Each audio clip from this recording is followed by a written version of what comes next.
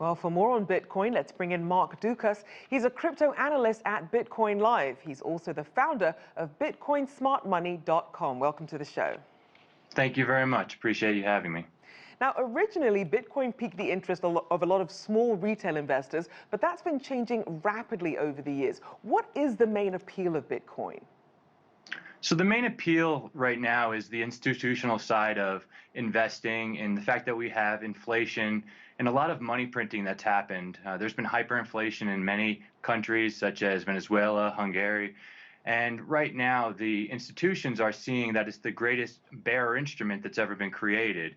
And due to that fact of inflation and dollars being worth less over time, Bitcoin is a store of value. And that's been demonstrated in its year-over-year growth since its inception.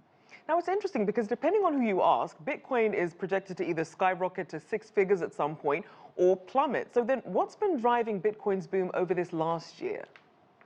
So what's been driving the boom over the past year really is the fact that people see the value in this store of value. So with the money printing that's happened here in the United States, we've had about 25 to 30% of our M2 money supply, which has been printed over the past 12 to 15 months.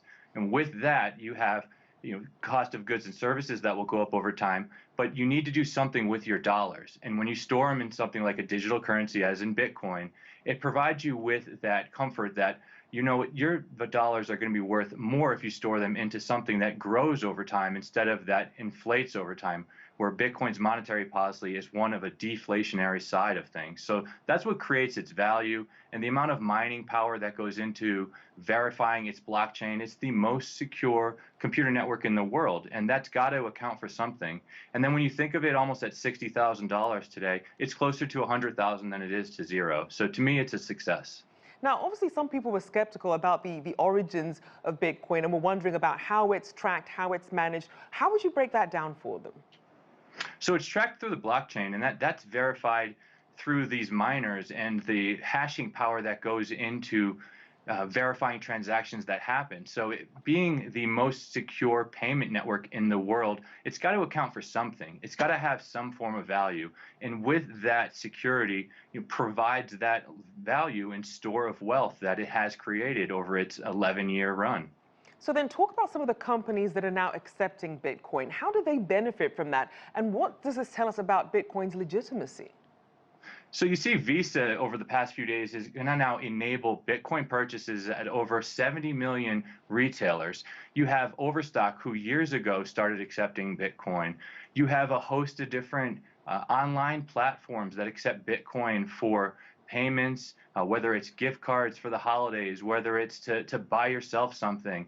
It has been around for many years. It's just the amount of onboarding that's happening is where we're at that inception point to where the growth is now rapidly compounding. So there were companies like Purse.io in 2015 where you could spend Bitcoin and get anywhere from 15 to 25% off Amazon purchases. So it's been around for years, but now that snowball is starting to build and we're starting to see exponential growth. And in a few short months, we're going to have over 1 billion people have access to this digital currency. Because when you think about money today, 90% of it is digitally based, and that's what Bitcoin and other cryptos are.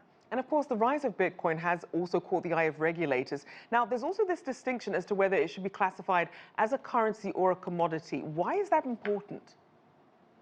It's important because you want to have some clear view of what Bitcoin is. And due to the fact that there is this uncertainty of what it is, that provides kind of the return on investment that you can see. When we have a clear-cut view of what something is and everybody's on board and that's into it, then you kind of see that volatility growth start to level off and plateau. But at this point, that unclear answer that we have, whether it's from the IRS, the SEC, whether it's from the ECB, that is kind of what gives it this unknownness. But that unknownness has shown you that year over year, it's provided the growth to allow for capital appreciation. And this is now putting new investors in a point that we've never seen before, where hedge funds got rich and it was the rich getting richer. This gives a point for programmers, people that were early into this, to become that new shift of where new wealth is going to be created. And just very quickly, have about 15 seconds. With various governments and central bankers having their concerns about cryptocurrency, are you concerned this will eventually lead to more heavy-handed regulation? I think having some regulation is good for the cryptocurrency space. And when you have things that get regulated, what it does is it allows for a rule set to be put in place so that it can actually grow and the ecosystem can be built properly. Because when there's some confusion and things aren't as clear as they need to be, that's where there can be this gray area of, wait, where do we go? How is this going to grow into the next phase of the ecosystem of digital payments and storages of wealth? So I think this is actually a good thing for the space. The fear that gets involved with this is really overblown. And in the crypto, we call it FUD, which is fear, uncertainty, and doubt.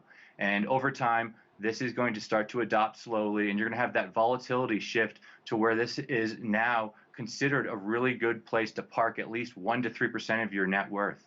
All right, looking forward to it. Thank you so much. Mark Dukas there, crypto analyst at Bitcoin Live and founder of BitcoinSmartMoney.com.